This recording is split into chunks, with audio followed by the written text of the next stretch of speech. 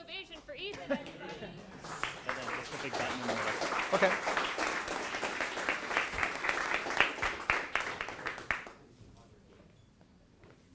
Yeah, thank you. Good morning. Again, my name is Ethan Smith, and I'm from SmithFly. I'm the founder and owner of SmithFly. It was a company that I launched in 2011 as a side project while I was a designer working for other people. So we've been working on this for quite a while. So while I still feel like a startup, and I'm still 100% funded myself, so I feel like a startup, I have been working on the project for about 8 years. So went full-time with it in December of 2014, so we are coming up on a 5-year anniversary, which is pretty cool. Launched our first bricks and mortar store in March of 2015. So we are located in Troy, Ohio, right on the Great Miami River. So if you ever want to stop by, we do have a showroom and some admin space and some production facilities up there. So if you're ever in the Troy area, which isn't too far away, I encourage you to kind of stop by. So how many of you, anybody seen the video of the floating inflatable orange tent? Raise your hand. Anyone? Yeah, it's like half of the room. That's pretty good. So yeah, we did have a kind of crazy viral success with that. We think we tapped into a kind of interesting fear of drowning in your sleep that most people seem to have, which is completely unfounded, by the way, and malarkey. So yeah, just keep that in mind when you're looking at this and when we get to the questions portion, because I'm sure a lot of people are going to have some questions about that whole thing. So basically what we do, we think of ourselves as a gear manufacturer that makes things for people who love to be outside. I kind of use 3 core principles when I'm developing products. I want everything to be completely unique product line, so you can only get it from us. We do want to be at least price competitive, and we do want to have at least some manufacturing capability in-house. So this photo you see here, this is 40 UD River Stewards, which is a program at the University of Dayton, interdisciplinary program. So once a year they do their alumni camp out on the river in Troy. So it was a cooperative deal where the city of Troy bought 10 tents, I donated 3 tents, and Adventures on the Great Miami donated 3 tents so that we could have 16 tents out on the water around 4 floating fire pits that we made for the city of Troy as well. And their piloted program on that this summer started with Airbnb, where you can actually Airbnb out for the night one of these tents in the city of Troy. So they did 4 weekends of that this summer, and next summer they hope to go kind of the full summer between the holidays, where if you wanted to go up to Troy and rent out a tent for the night and sleep on the river, kayak around a little bit, sleep out there, we should have that ability. And this summer we did have people calling in and flying in from out of town. This is really the only place you can do that in the world. So it's something that's gained some national attention and has the attention of some other municipalities in the country that are looking at buying a set of tents for their own use in that same way. So it's a pretty unique experience and something we're pretty proud of to work with the University of Dayton on. And the Metro Parks is actually, we've got some stuff with Dayton Metro Parks coming up around sort of a similar thing. The inflatable side really started with a stand-up paddleboard that we designed. There wasn't really one out on the market that I was excited about.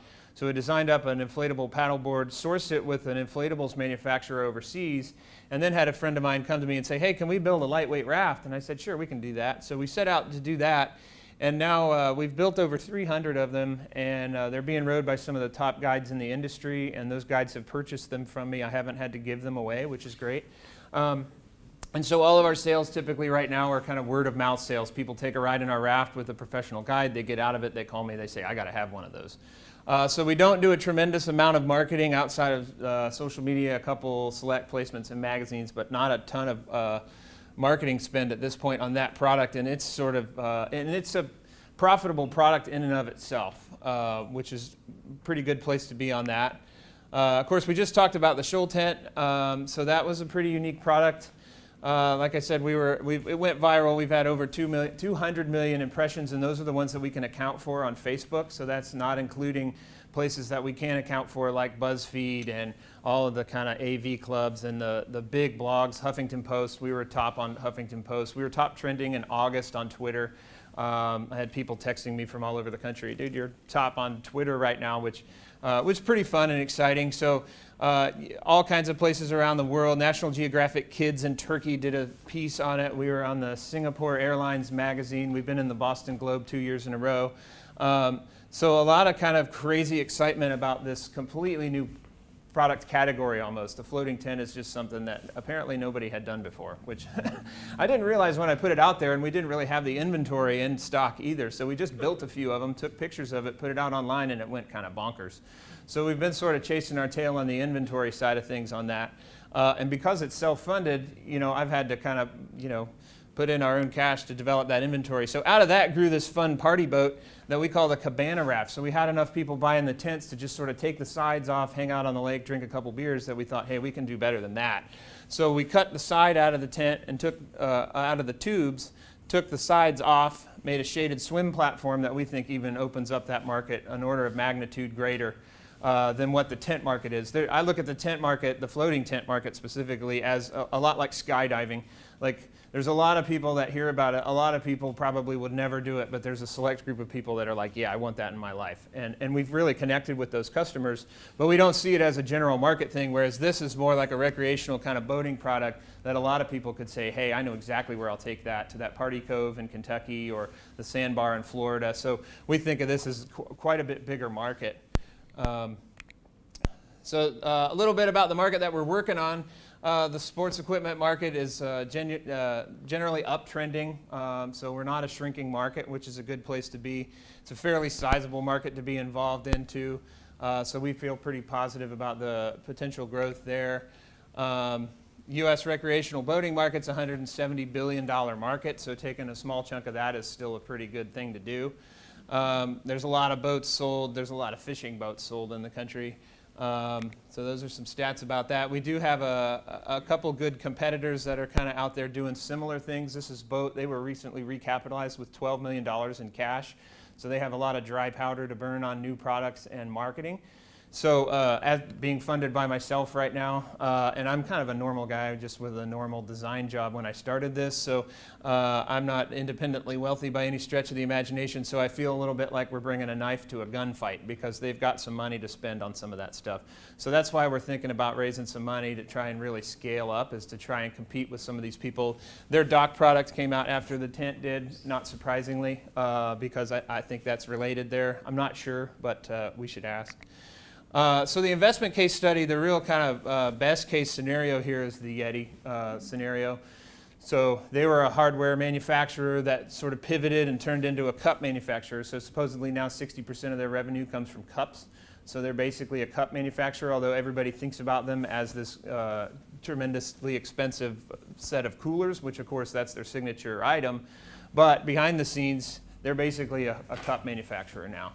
But they are, they're on track to grow tremendously. There's still a lot of global growth available to Yeti, and they've just financially really knocked it out of the park. And they're mostly owned by a private equity firm now, but just continue to scale and continue to build that brand on the passion for the outdoors, which is really kind of where we see ourselves as a passionate group of people who love to be outside. So that's a great case to look at for kind of where we want to go in terms of scale and presence, because they're basically a household name now for the most part. So who are we? This is the team we've built here. So I have 20 years of experience in architecture and design. Worked at Interbrand Design Forum, working with some of the biggest global brands in the world. So we worked on the redesign of the Holiday Inn project, which I think touched something like $9 billion worth of assets. We almost, completely redid the way hotels think about design, down to the shower curtains and the little shower caddies. We touched everything there. So worked with a lot of those kind of people. Have some really, a great team put together here. Devin's a reservist. He's my shop foreman and does a lot. Actually, his career field at the base is in life rafts, believe it or not. But I didn't hire him because of that. It just sort of randomly happened. He's actually a really talented sewer with his own brand of sewing products that he works on kind of part-time. So he works part-time for me, and then he works on some of his own stuff too, which is a great partnership. And pretty excited about what we're doing. So a lot of what we're doing right now in-house is the welding and fabrication of the metal framework that goes on the fishing raft. So we do all of that in-house and have basically built a complete metal fabrication shop there. So all of that is done in-house, and we would like to do more of that and control quality, control production capacity, and make sure we can keep tabs on all of that kind of stuff. And we do have a good cooperative agreement with the Hobart Welding Institute, which is in Troy, which is one of the top welding places in the country. So Logan is a co-op from the Welding Institute. So we take students while they're at school. They learn to TIG weld in our shop. They learn to produce parts and work with us while they're going to school. And so that's a great cooperative sort of agreement that we have there with a facility that's unlike really others in the U.S. There's only a few welding schools at that level. So our sales strategy right now is kind of the omni-channel strategy. We want to be everywhere that somebody wants to buy one of ours, whether that's online direct from us, at a small retailer, or at a big box store. So we're working with some sales reps to do that. We're working on developing some managed warehousing solutions in geographic hotspots. Our fishing rafts are huge in Montana. We've got more boats there than we do in Ohio right now. Like Michigan, Florida for some of that recreational boating market. So we're really looking at kind of partnering with third-party logistics people on some managed warehouse solutions. And this is a great story about that a friend of mine that I used to work with, who was a boxing coach at Notre Dame actually, used to tell about sales, which is that they sent 2 salesmen to islands out in the middle of the Pacific. And one guy sends back a thing that says, 10,000 natives, stop. Situation hopeless, stop. No one wears shoes, coming home. The second salesman they sent out says, 10,000 natives, stop. Glorious opportunity. No one wears shoes. Send 10,000 pairs, right? So right now, nobody uses a floating tent. But what you have to think of is nobody has a floating tent, right? We have a huge opportunity to sell them a lot of tents and rafts. So sales is all about attitude. So right now, we're projected out to about $750,000 in revenue this year. We did $500,000 last year. We've been doubling revenue year over year since we started this. We're basically a break-even company right now. Like I said, the fishing raft business is probably a profitable division of the business by itself. But when taken with some of the other things that we've been doing to get the inventory and all the other stuff for the tents and the cabana rafts, it kind of weighs out to about break-even right now. And the projection here are pretty big. It's kind of a 10-year plan out to $100 million, which I think is ambitious, but it could be $200 or $300 million based on what we can develop over that 10-year period in some of these related categories. So I really see the brand as growing across kind of a broad range of products. But first we have to master those sales channels and get those 3 kind of core products going better than we do, and make sure we nail the process and scale it properly and turn all of those 3 kind of core product lines into profitable businesses in their own right, which we're not too far away from. But we definitely see a great trend in kind of the glamping market and kind of higher end campers, and that whole experience with nature thing is really where we want to be. So we do have kind of the 10-year plan in effect. We're working with some investors that are potentially investing in opportunity zones, which has a 10-year time horizon and negates all capital gains taxes on any money invested in those areas. And I believe right now we're sitting in a federal opportunity zone. So Dayton has one, and I believe it's right in this general vicinity. So any money invested here has 0 capital gains taxes if you on a 10-year time horizon. So you look at doing something like this where we're going to grow the business out like we want to, and we have a $100 or $200 million exit plan. Crap, it's going the wrong way. Do we have it back? Oh, yeah. So if we do have a $100 to $200 million exit plan, that would have 0 capital gains taxes, which, you know, you're looking at 10 to 15% of that. You're looking at about a substantial savings on a 10-year time horizon. So you do have to have some staying power to get there. But we think it's worth it. And so what we're raising right now is a 10% equity stake at $750,000, which could be syndicated in some smaller chunks. That'll kind of get us to that next level that we think we can do, you know, $1 to $2, maybe $3 million in revenue off of that $750,000, and then have a couple other rounds that we don't have finalized right now to get to that level of revenue growth, because if we go back here, somewhere in here we're going to need some more capital, we think, right? You can't sell $100 million worth of stuff if you don't have $50 million to buy that stuff with. So at a certain point we probably will have to do rounds 2 and 3 that we're not yet there. So as far as use of funds go, you know, we're going to spend a lot of money developing that sales and marketing network, doing some trade shows. We think the best way that people like to buy our stuff is after they use it.